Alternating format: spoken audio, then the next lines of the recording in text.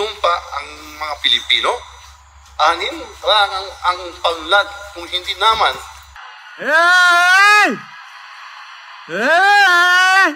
So, ibig sabihin, attorney, hindi po parang normal yung ganon. Gaya ng sinabi ko, ganyan talaga ang mga ibabaon sa bangin.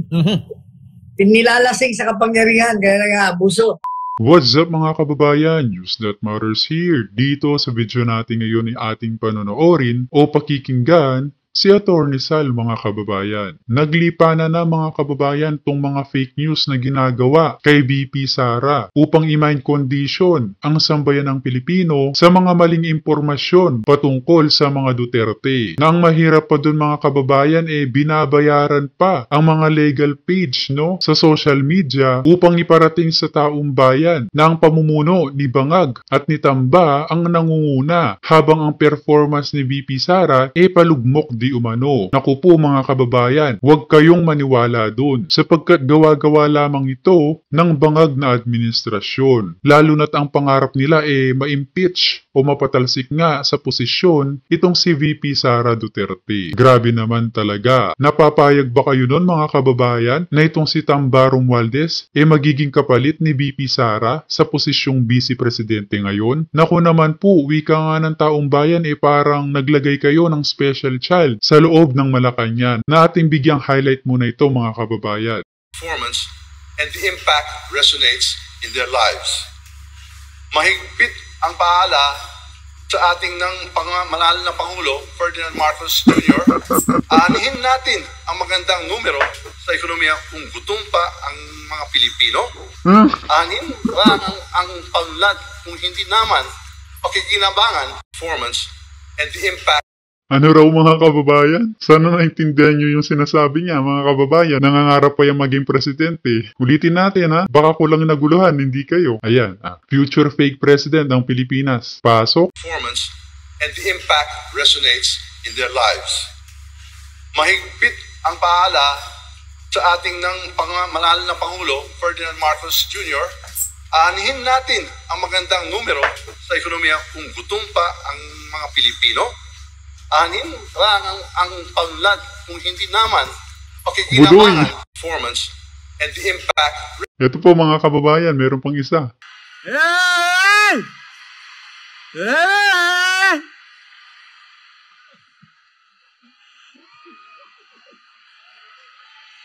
Okay, sabay.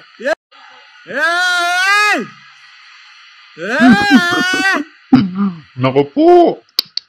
At yun na nga mga kababayan, nakita nyo na kung gaano kabudoy, di umano, wika ng taong bayan itong si Tambalos na hindi alam ang pinagsasabi at umaastang cool in person para lang makuha ang boto ng taong bayan. Grabe naman yan, napaka-trying hard mo naman Tambalos na hindi mo man nakalahati ang hintuturo ni VP Sara. Pero bagong lahat mga kababayan, huwag nyo po sana nakalimutan mag-like at subscribe para updated ka sa mga uploads ko araw-araw. At kung maaari mga kababayan, no skip ads po sapagkat malaking tulong po ito. At yun na nga mga kababayan, dagdag pa nga ni Attorney Panelo na itong mga young guns nakikisali rin sa pamumulitika kay VP Sara sapagkat gusto nilang ma-highlight o mabigyang pansin ang kanilang pangalan lalo na't papalapit na ang 2025 election. At syempre mga kababayan, kailangan nilang umanib sa puwersa ni Tambaliza Bongit para makahingi ng malaking pondo na gagamitin sa kanilang pangangampanya. Grabing style, grabing script mga kababayan. Kung kaya naman hindi ko na patatagalin pa, ito na ang buong video.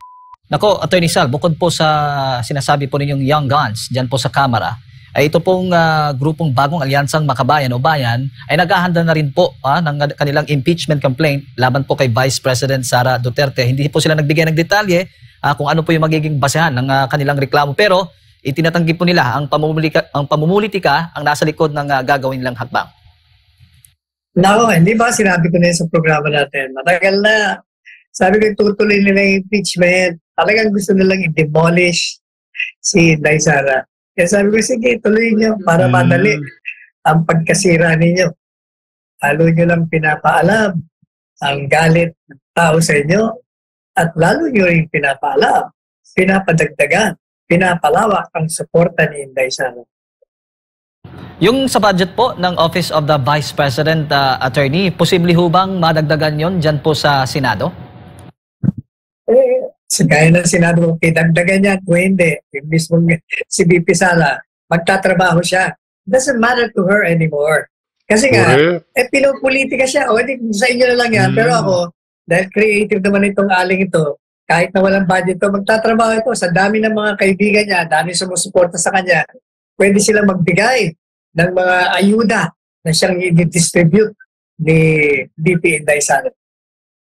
Kaya nga, sabi niya, kahit walang budget, magtatrabaho siya. Even zero budget, possible ba yan, Attorney Sal? May ganyan na bang ahensya before na binigyan ng zero budget?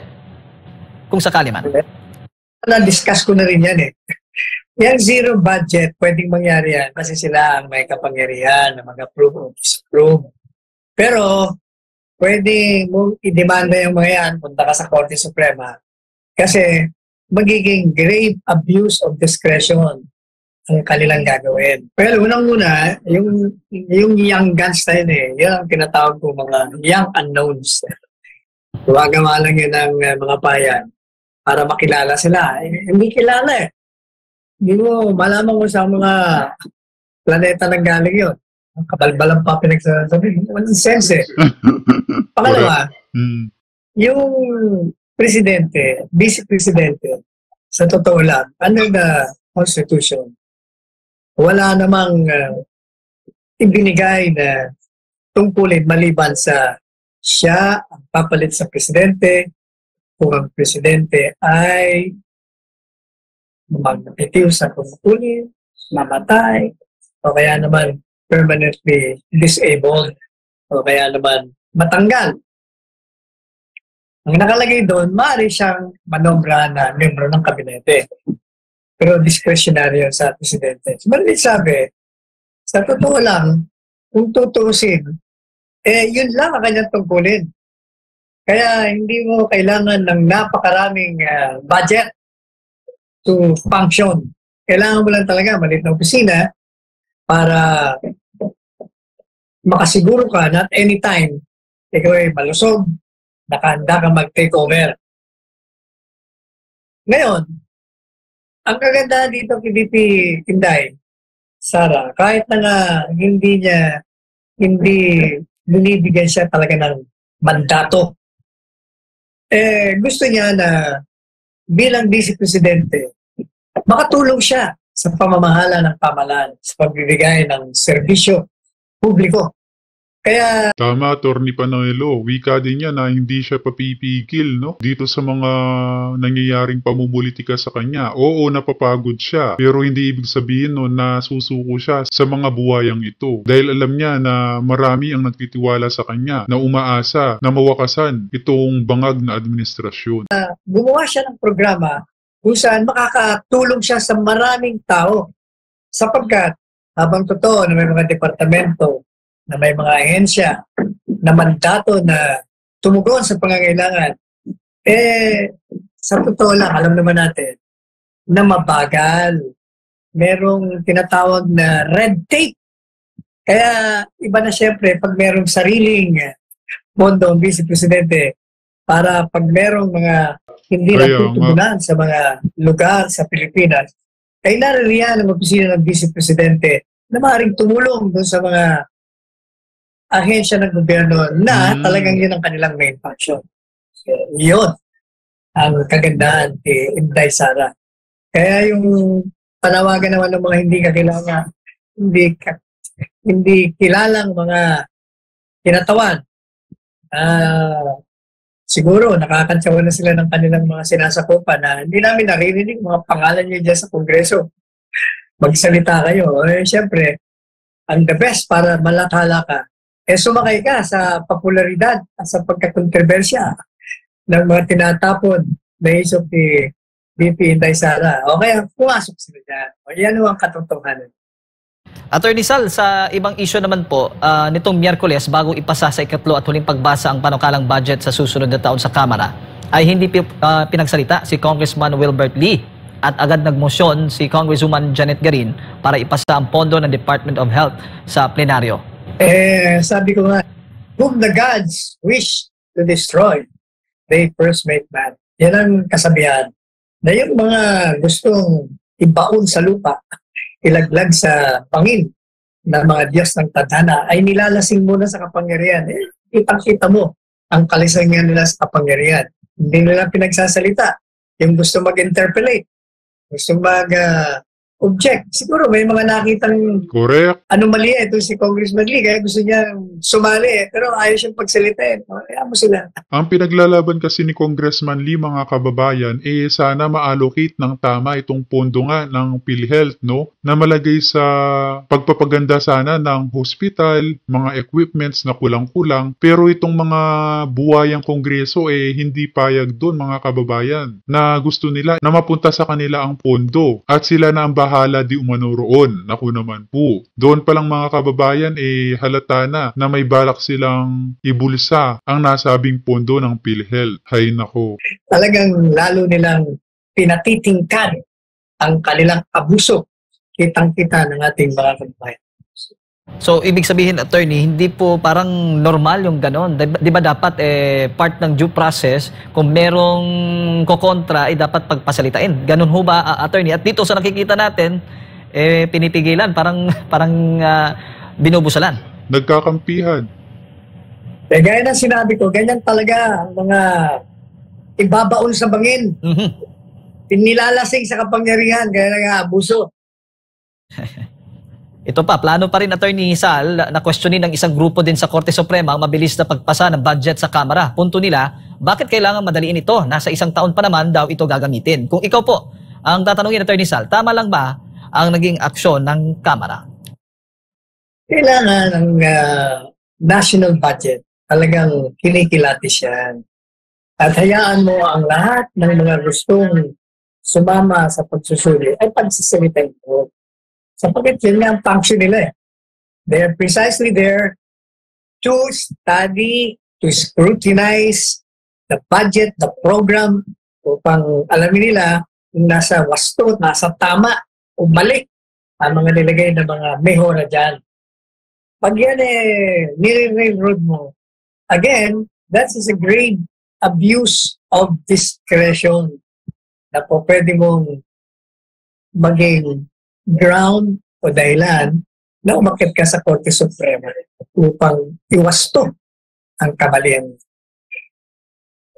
Samantala, kilala na ni Vice President Sara Duterte, Attorney Sal, yung taong nasa likod po ng impeachment laban sa kanya. Bagamat hindi niya pinangalanan, may ilang detalyadong o detaling binanggit ang pangalawang Pangulo patungkol sa taong ito. Kayo ba, Attorney, may idea kayo kung sino po itong mga handler na nabanggit po ni VP Sara doon po sa mga nabanggit niya mga opisyal ng gobyerno? Gunggong lang, hindi makakalam kung sino nasa likod yan. Lahat ng taong bayan, alam niya na yan. Sa Kongreso, Correct. wala dyan mayor, major, Ang clue doon, mga kababayan, butad to. Kayo nang humusga kung sino yun. nagalaw, ng sino mang miyembro na hindi alam at walang approval ng pinaka-head at pinaka-boss. Yun lang. Ganun lang kasimple yan. Gunggong lang ang hindi nakakaalam mo. Attorney Sal, formal na ding ipinakilala nitong Huwebes ng Alyansa para sa Bagong Pilipinas Coalition ang kanilang magiging pambato sa pagkasenador sa midterm election. Kabilang sa senatorial lineup ng administrasyon ay sina Benhur Abalos, Makati City Mayor Abid Binay, Senator Pia Cayetano, dating Senator Panfilo Ping Lacson, Senator Lito Lapid, former Senator Manny Pacquiao, Senator Bong Revilla, former Senate President Vicente Tito Soto III, Senate Majority Leader Francis Tolentino, Representative Erwin Tulfo, House Deputy Speaker Camille Villar at Senator Amy Marcos na hindi dumalo sa proklamasyon ng senatorial slate. Bago naman ang pagpapakilala sa mga ito, nagkaroon muna ng signing of manifesto na pinangunahan po ng party leaders. Ang nasabing alyansa ay binubuo ng Partido Federal ng Pilipinas, Lakas Christian, Muslim Democrats, Nationalist People's Coalition, Nationalista Party at National Unity Party. Attorney Sal. Di ba? Matagal na lumalabas yung marami na namang sinabi dyan. Yun namang hindi pagdalo ng isang senadora dyan sa proklamasyon. Paano? Nababash nga siya ngayon kasi nga, masyadong naglalaro o anong tawag doon? Namamahay sa dalawang namamangka sa dalawang ilog. Kasi labas siya na anti-administration siya, pero nasa administration slate niya. Kasi alam niya, hindi siya mananalo kung wala siya dyan sa administration slate. Kaya kailangan, sumama siya doon. O ngayon, para kunyari naman hindi siya kasama, hindi siya humaharap. Napaka-ano. Kaya ako, kung ako kayo, alam niyo lahat ng mga galaw ng mga hindi na dapat na suportahan. Marami dyan na ang taong bayan, ang problema lang, kahit na alam natin hindi karapat-dapat, mukhang mananalo pa rin.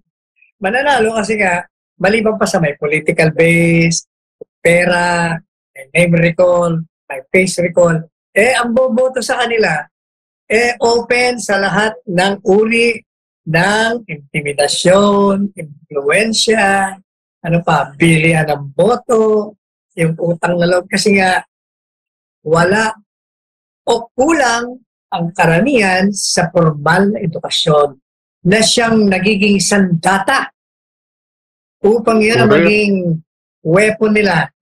Yan ang gusto nila na maging engot o obob ang taong bayan para madaling mapaniwala o ma-mind condition ang mga ito. Kaya sa mga Pilipino na hindi nagsusuri, na nagpapaka one-sided sa mga bali-balita, lalo na ngayon na bayaran ang mga media, talagang madali silang ma-persuade o maloko. Maging sandata nila sa pagpili ng mga ihahalal.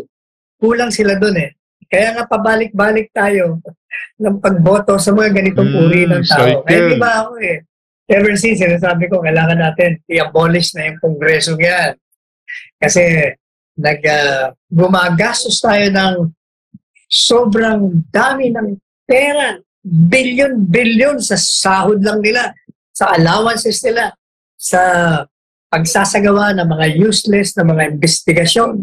Pagkatapos, marami tayong nababalita, nagdidemanda, na nagnakaw, tapos pinapakita pa yung mga miyembro ng Kongreso, ang mga suot nila, mga gamit na napakamahal na hindi naman afford kung talagang ordinaryo lamang. Dahil ang sahod lang naman ng yan, 200 something plus thousand.